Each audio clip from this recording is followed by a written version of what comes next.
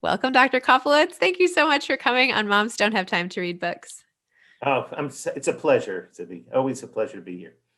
This is such a treat because you and I work so closely with the Child Mind Institute, which you founded in 2009 and which you run amazingly, which helps everybody in the world with childhood mental illness. Do you mind talking just for 2 seconds about Child Mind Institute before we talk about your amazing book, The Scaffold Effect?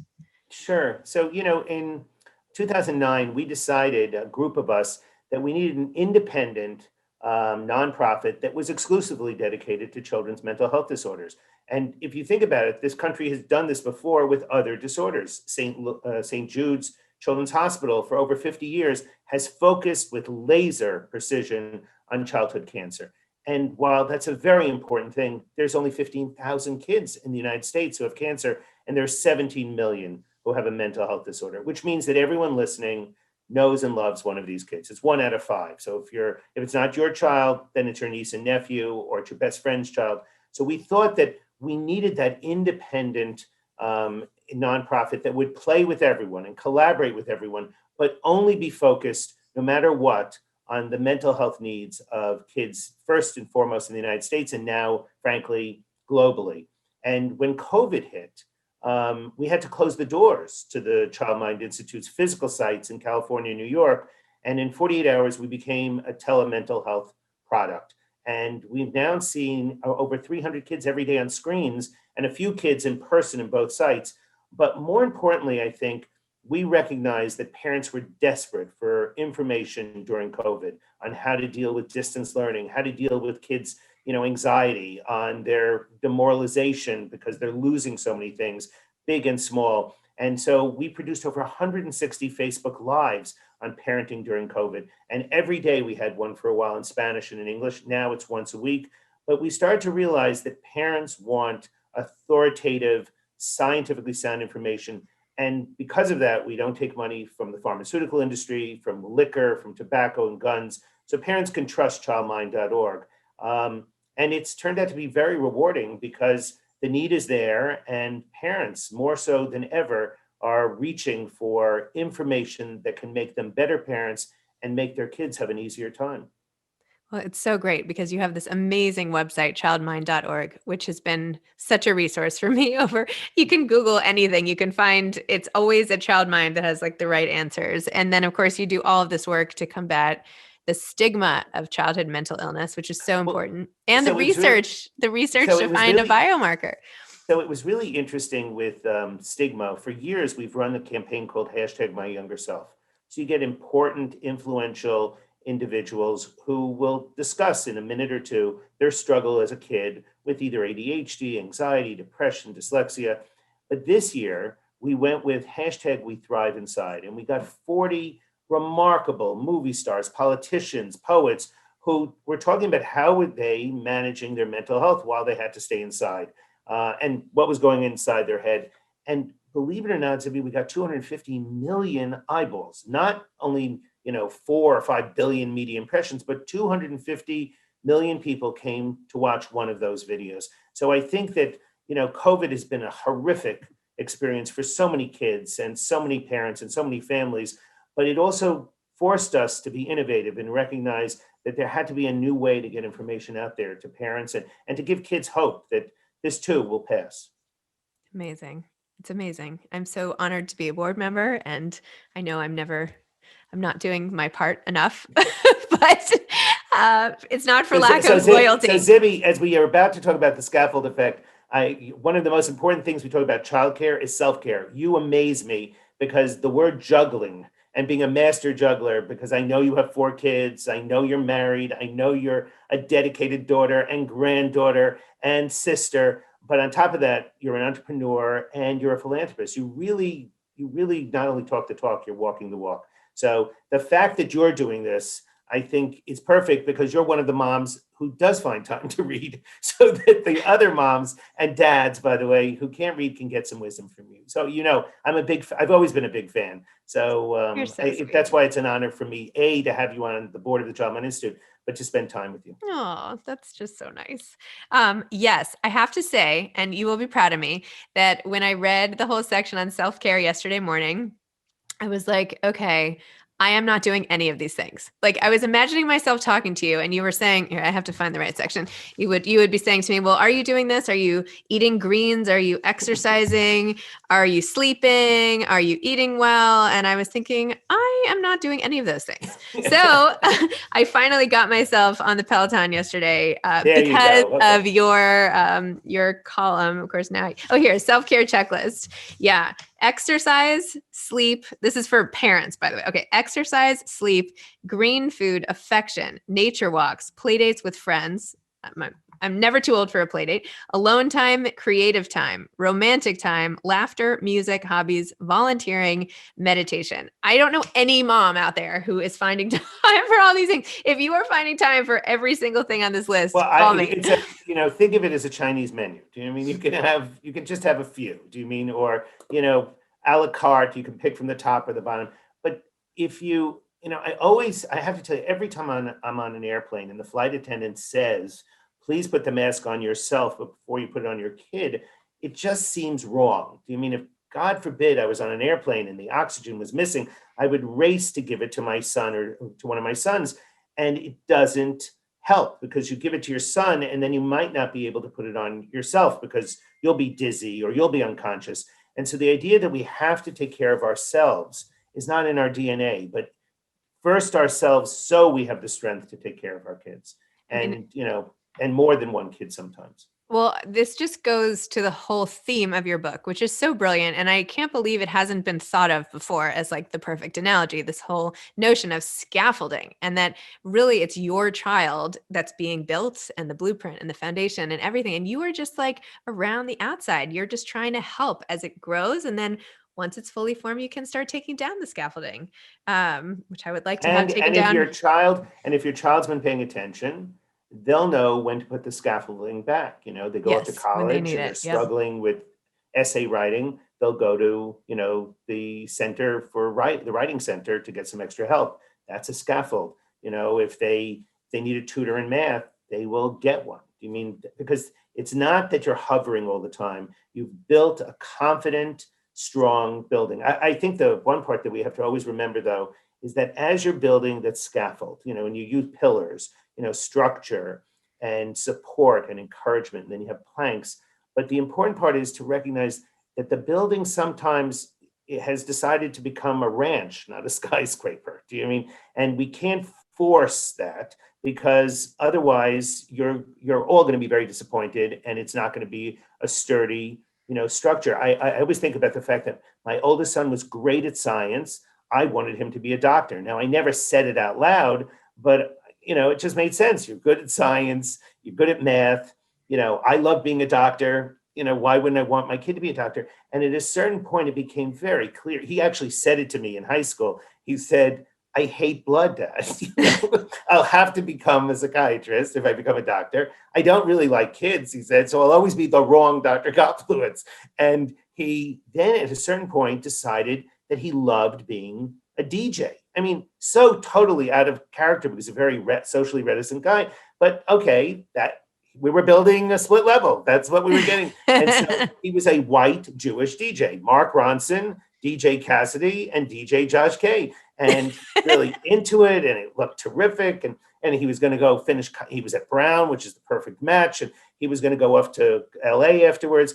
And the summer between his junior and his senior year, he went and worked at Goldman Sachs, which didn't make any sense to me whatsoever. And it was kind of a cultural mismatch. He was still DJing. He was producing a documentary called Pigeon Men about Irish convicts who competitively fly pigeons. I mean, the whole thing didn't make sense that he was going to Goldman. And at 6 weeks, they gave him a review. And they said to him, by the way, you're a bad communicator, you're not enthusiastic, and you're intellectually not curious. And to his credit, he stood up and he said, I could be a better communicator. I'm biochemically not enthusiastic. I don't smile enough, but I'm always intellectually curious. And he ripped apart the 5 deals. And he said, they said, well, we're surprised. And for the next 4 weeks, he was a maniac. He would go to work in a taxi, screaming at himself in the back of the cab, smile, smile. I mean, why? It didn't make any sense to me. And of course, at the end of the summer, he calls us and he says, I have good news and bad news.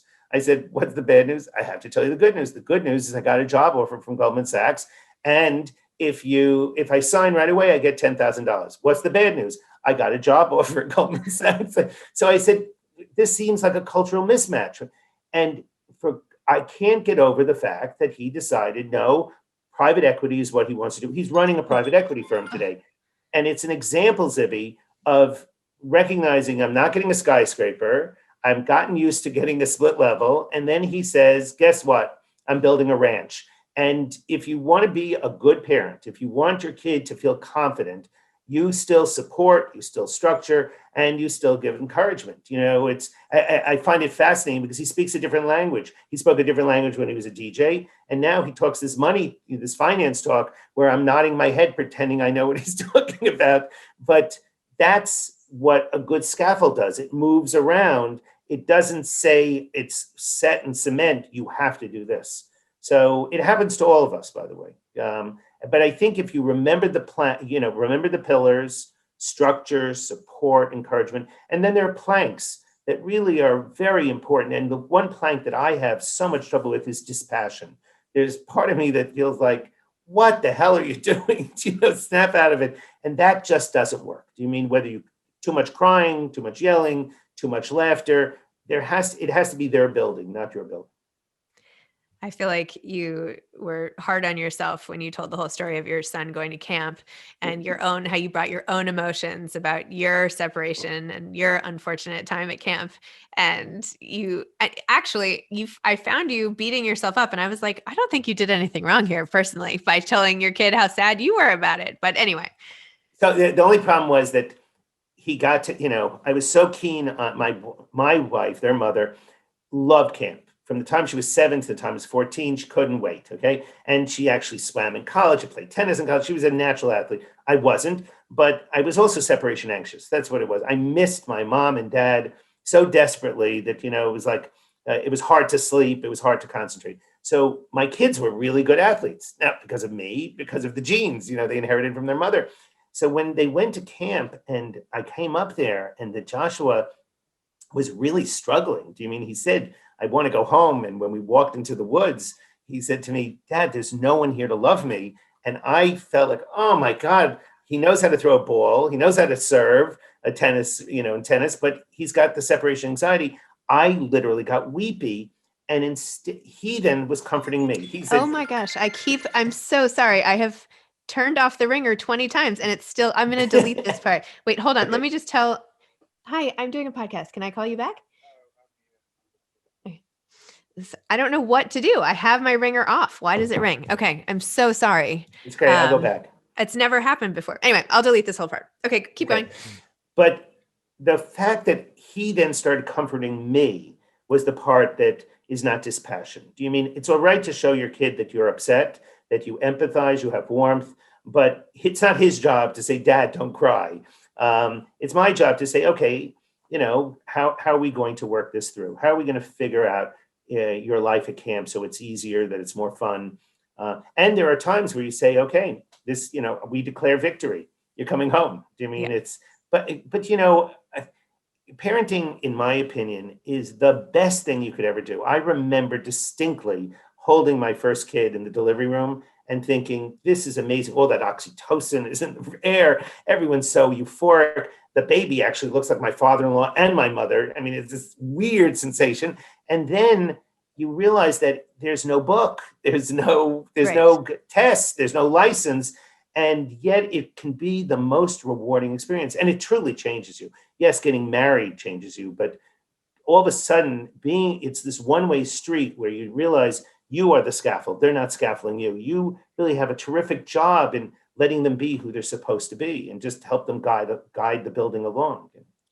And you also bring up this really important point, which I think has not been articulated quite as well before, about parent burnout and how to tell you have all these great ways for parents to identify what's going on with their kids, right? You have how if it's a normal level of anxiety versus a problematic level of anxiety versus an anxiety disorder, but then you let us do it as parents too, and how to know if you're actually going through burnout, which gosh, and like with the pandemic, I mean, you have normal, problem, disorder. Like several times a day you think, I'm a bad parent. That means you have parental burnout disorder. Oh my gosh, I must have it.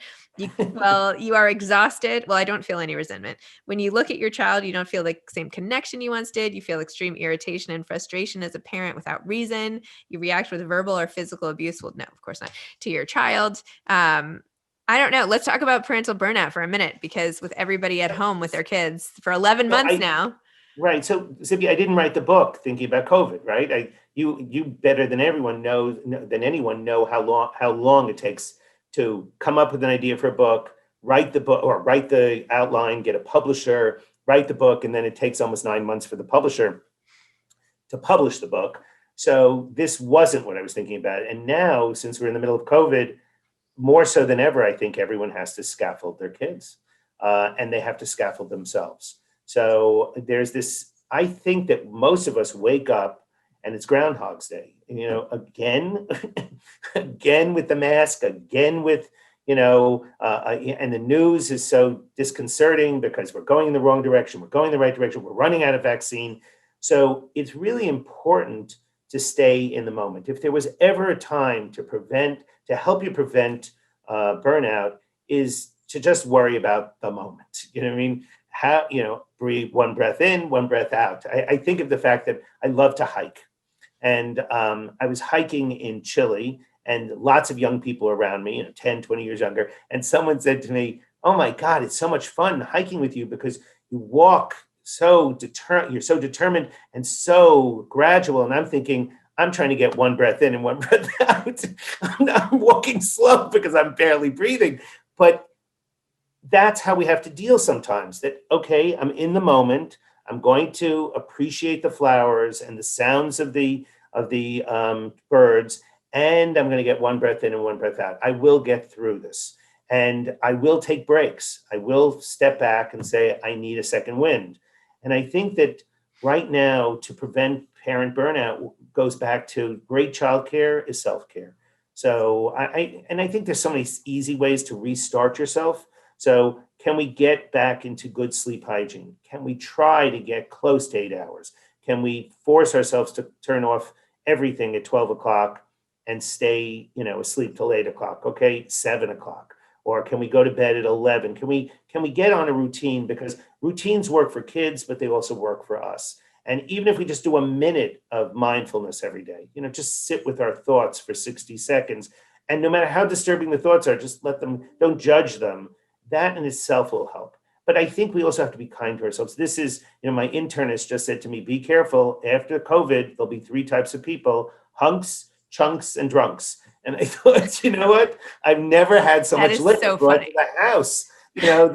Wait, the say wine, it again. Hunks, hunks, chunks, drunk, and chunks, drunks. and And drunks. if I'm not careful, I'm going to be a drunken chunk. So, but you can't tomorrow lose 10 pounds, right? You can take a walk every day, no matter what. And if you can't take a walk, you can get on the elliptical. And if you can't get on an elliptical, you can at least do some stretching. Simple, bite-sized pieces. And just think about it. You're not only doing it for yourself, you're doing it so that you can be a better parent. So if you don't want to just do it because you deserve it, you're doing it because without having strength, without having sleep, without eating well, without also having some fun.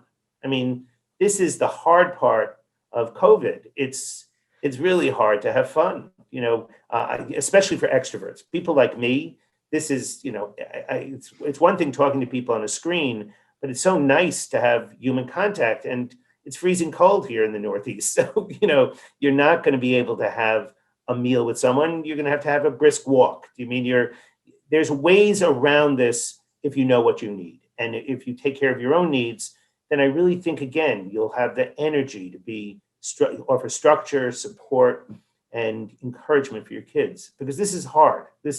I don't want to minimize how challenging it is to be a very good parent. Can we talk for just 2 seconds about anxiety in the time of COVID? And I know this isn't even in your book, and I hope that I've made a good case for everybody to read The Scaffold Effect. And the subtitle is Raising Resilient, Self-Reliant, and Secure Kids in an Age of Anxiety. So I just want to talk a little more about anxiety, because typically anxiety and an anxiety disorder in particular is when you have irrational levels of fear about something, well, that's part of it, right? But there is actually something to be super afraid of. So Right. when like my daughter says she's really worried and talks about it a lot, I'm like, well, I'm also really worried about it. But who knows? Because I also have so much anxiety. I don't even know what to say. But there is actually like a big deal. It's not like we're on a plane worried if it's going to crash and the odds are not really high and it's irrational. It is actually possible and it's happening to everybody. And especially like in families like ours where we've lost people in the family, like Kyle's mom and grandmother, like we've seen it up close. So how do you deal with like a combination basically of like anxiety or PTSD when things in the world are literally anxiety provoking? Does that still mean you have anxiety? Is it No, so abnormal? I think it's normal, but how do you manage anxiety? Again, think about it from the scaffolding works even if you have an anxiety disorder, right? But more so than ever, I think we need to scaffold ourselves and scaffold others. So what do we say? We're wearing a mask. We wash our hands frequently. We do social distancing. We are doing everything possible to avoid getting this virus, but it's a very catchy virus. And if that happens, things are better today than they were last March. The doctors are better at treating it. So even if we get it, we will be able to get a different type of treatment than we had before, but we're not going to get it. We're going to try every possible way, but still live our lives in a new way, right? So we're clearly not going to go to a big party. We're clearly going to only go to people that we know are following the same rules and regulations. But it's normal to be scared. I'm uncomfortable also, but I'm getting used to this new normal. It reminds me after 9/11, I was doing the Today Show a lot, and Katie Couric was the host, and we actually were friends. We were neighbors, and I was doing a piece with her, and I said, the president's in charge. Nothing bad is going to happen. Everyone, we learn from our mistakes. And Katie actually said on the air, well, how do you know? I said, because we learned from our mistakes. I thought, is she going to say Chicken Little? The sky is falling. And once we were off the air, Katie said to me, you know what? I feel like her husband had passed away just a year before. She said, I feel like Jay just died again. The kids are back in my bed. We're so regressed. I'm on TV 4 hours a day instead of 2 hours. And so it can overwhelm you. Do you mean? And it can distort your cognitions because you get so anxious. You think to yourself, well, I'm going to wash my hands one more time. And you have to balance it with saying, I'm going to do everything that I'm supposed to do to keep my kids safe and keep my husband safe and keep me safe. And if possible, my parents, but I'm going to live a different kind of life. I'm not going to indoor restaurants, or if I do go into an indoor restaurant, I know there's a certain amount of risk and I'm willing to take it. And I think that's what we have to do with our kids. I think schools are struggling with this. They're in session, they're out of session, they're online. I think I told you that my wife teaches middle school students art. It is so challenging on a screen. I hear her. It sounds like a reality television show. The kid, Jason, has fallen off the screen. Jason, where are you? And then she's doing stretching. Why is there stretching in art class? Everyone stand up and stretch. So she said that, and she's not accepting, which I keep saying, everyone has to readjust their expectations for this year. And it's like talking to a wall. No, she's going to still teach the kids perspective, and they're going to make Greek masks. How are you getting the material to all the kids? And she's writing progress reports. And I'm thinking, she said, she actually will tell you, I'm doing it because I think it's good for the kids to know that there's still a routine. We haven't given up yet. But I think there is limitations, and I think that's all right because that'll make you less anxious. If you think to yourself, this is not a year where I'm expecting everyone to get A's. I mean, some of us are driven to always do our best. I mean, that's part of the anxiety. This is one of those years where best is actually going to be different. And Zibby, being a podcaster, this is a year for podcasts. This is a year for reading books. This is not the year to go to the theater or go to movie theaters or go to the ballet. It's a different year. And I think managing that for our kids and modeling that for our kids is really very, very important. And very hard because you don't want to tell them, don't worry. You have to say to them, what are you worried about? I mean, and the other thing that I have to tell you that in the scaffold effect, I would hope people will take away is there's one piece where we're talking about awareness. And it's very interesting to tell kids and tell ourselves what is wrong. I think we're hardwired to fix things, particularly parents. And if you could remember, can I catch my kid doing something good? Can I say 3 specific positive things to my child for every one critical thing? And by the way, as a husband of 40 years, it's not a bad thing to consider with your spouse, right? And I forget it all the time. Do you mean it's kind of like, where's the coffee? Where's this? Did any, how come we can't, is no one going to iron my shirts? No one's going to iron your shirts. It's this kind of rapid complaining, which after a while, it's very hard to hear the good stuff when you say, God, you smell great, or you look so beautiful. And I think that if we consciously are aware that we have that negative tracking, it's part of the things that we do all the time. We are looking to fix things, so we're always watching what the kid's doing wrong. And then the second thing we do is confirmation bias. It's, we're watching only Fox, we're only watching MSNBC. But more importantly, we see certain children as bad and certain children as good, and then they can't get out of the box. And we have to pull back. That's the whole concept of making a new blueprint. And I think that's so important, Zibby, because otherwise, COVID is just going to make parenting extra hard. Scaffolding is going to make it somewhat easier. It gives you that structure, no pun intended, to try to make things easier for you on a day-to-day basis. And also to keep, to do-over. I love the idea that parents are allowed to say, I think that was a mistake. I'm taking a do-over. So, it's not written in, it's not written in ink. It's written in pencil. We'll erase and we'll do it again. So. I love it. Well, that's one of the things that was so effective about this book is that instead of just giving theories or general ideas, you give such specific advice that is really actionable. And I think that's something that we're all, I speak on behalf of parents everywhere, very grateful to receive in such a non-judgmental way. So it's awesome. So thank you. Thank you for coming on this podcast. Thank you for this amazing resource, The Scaffold Effect, for parents everywhere. It is like a must have on your bedside table. Really awesome, particularly now. So congratulations on the book. Thank you, Zibby. And thank you so much for having a conversation with me. It's always a pleasure. Now you see why I am often too busy for board meetings. Because I do this all day long. No, I'm kidding. I'll be there next time. Okay, bye. Thank you.